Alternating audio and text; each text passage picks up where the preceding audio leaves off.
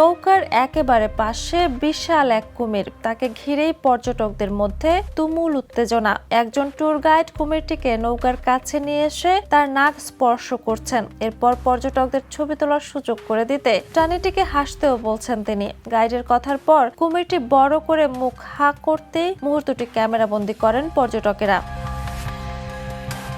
ঘটনাটি ফ্লোরিডার এভারগ্লেডসের West lake এলাকায় ধারণ করা হয়েছে।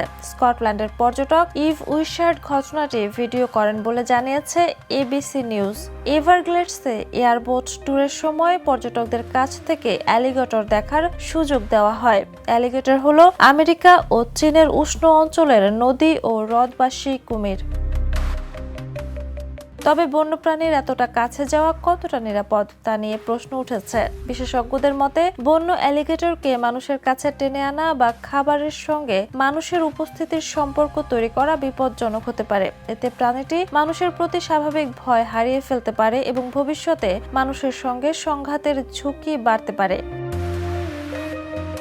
এ কারণেই ফ্লোরিডায় অ্যালিগেটরকে খাওয়ানো বা ইচ্ছাকৃতভাবে প্রলুব্ধ করা নিষিদ্ধ। ফলে পর্যটকদের জন্য কয়েক সেকেন্ডের এই মুহূর্তটি যতই রোমাঞ্চকর হোক, এর পেছনে থাকা ঝুঁকিটিও কম কিছু নয়।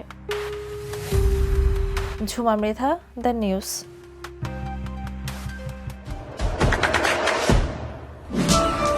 দেশে দেশে সবার সাথে দ্য নিউজ।